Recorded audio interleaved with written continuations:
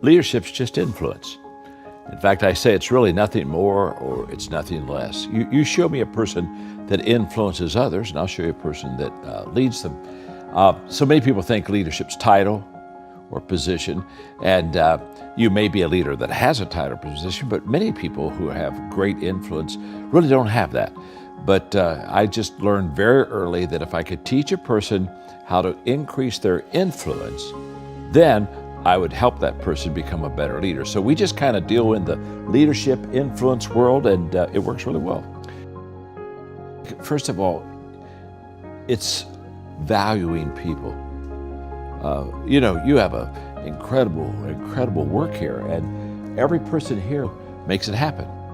And one is too small of a number to achieve greatness. And the moment that you understand that the people that you have around you, they're either your number one asset, or to be honest with you, they could be your number one liability.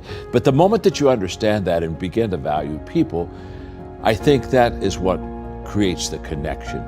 Because the moment that, I think we all know, don't you think you know when a person values you and when a person doesn't value you? And so I think that giving value to people and expressing that to them is the common ground that builds relationships. In 1974, I came to the conclusion that everything rises and falls on leadership. Now, the reason I did that is because I started off as a pastor, and by the time I was 28, I had the 10th largest church in America. Whoa. And so people would come to me and they'd say, well, how did you do this? And I came to the conclusion that I learned leadership. I was a good leader.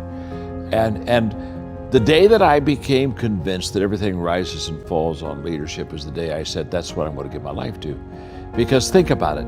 If that is true, then in the business world, in the education world, in the government world, in every world, if you can just help people lead better, you're going to help them be more successful. And when I wrote the 21 Irrefutable Laws of Leadership, that first law, the law of the lid, which basically says how well you lead determines how well you succeed, I truly believe that.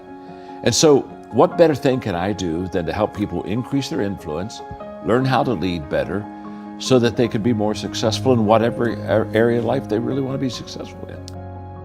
I think there are people who would be born with what I would call leadership leanings. They would have a tendency to lean or be gifted in that area, just like somebody's gifted in music or whatever.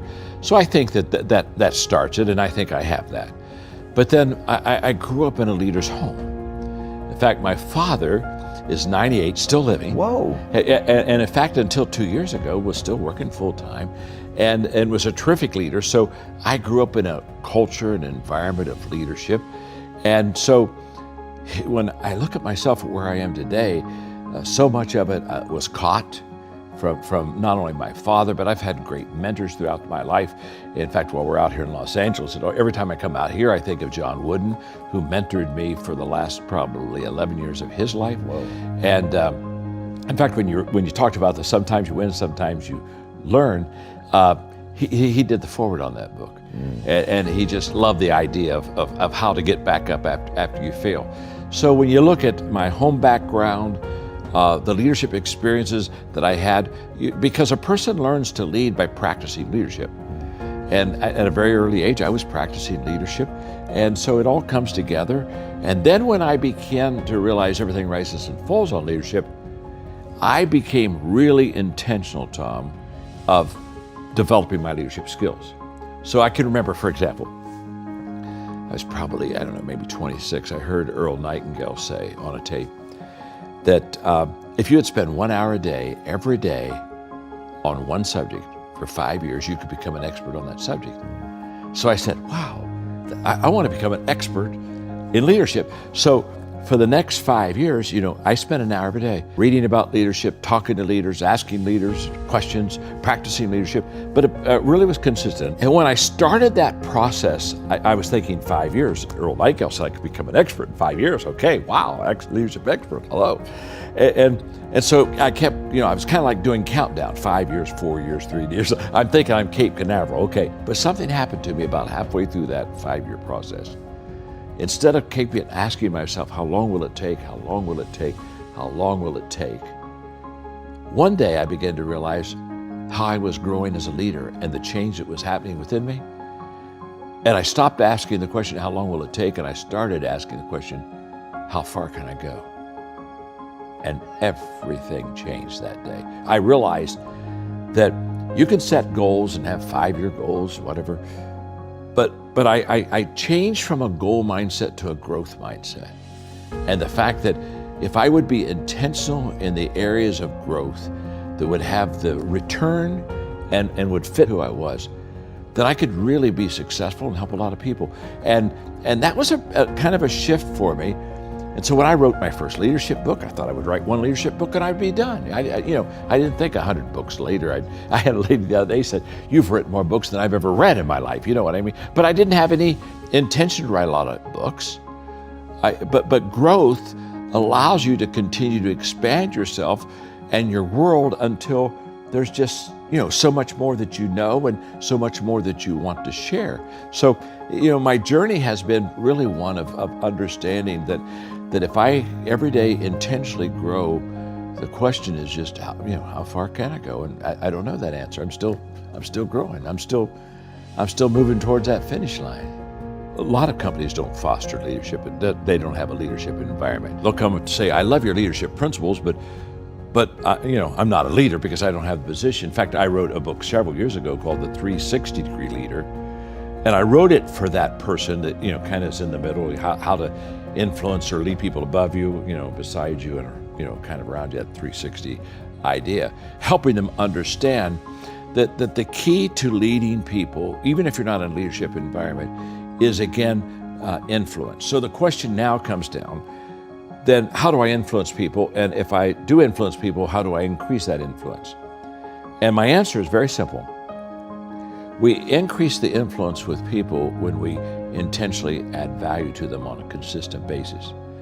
Because if you think about people in your life that have a high influence on your life, they've really added a lot of value to you.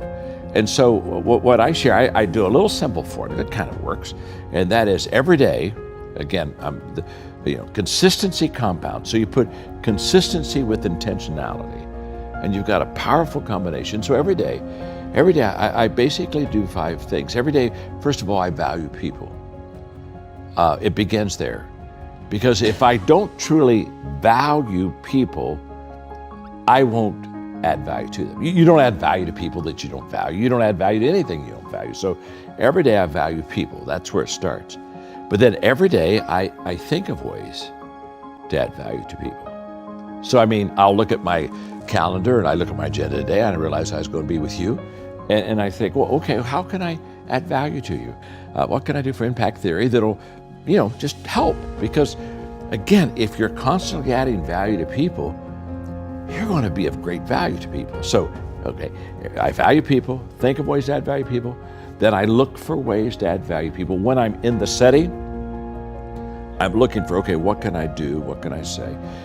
But what we see is what we look for. And so if I'm looking to add value, guess what? I'll see ways to add value to it. Somebody else might be beside you, not add value at all to you, but I look for ways. And then number 4, I do things that add value to people. And then number 5, I encourage others to add value to people. And I've just lived that simple formula. I do that every day of my life. It's very simple. And I try to help other people do that, understanding that if they do that, wherever they are, leadership culture, not a leadership culture, doesn't really matter. They'll begin to influence and begin to lead people and they'll begin to make a difference in people's lives. And I think that's essential. But I think you have to be intentional and I think you have to be consistent. In the beginning, I couldn't find anybody to mentor me in leadership. They didn't know who I was. And so books became my mentors. And then I did something that I just encourage everybody to do. I've done this for 40 years, is I began to have what I call learning lunches. I always look at somebody and I ask them, tell me about your greatest failure. And the reason I ask that is because I think that the character of a person comes out of their failures, not out of their success. And I think that the bedrock part of the foundation of leadership is character.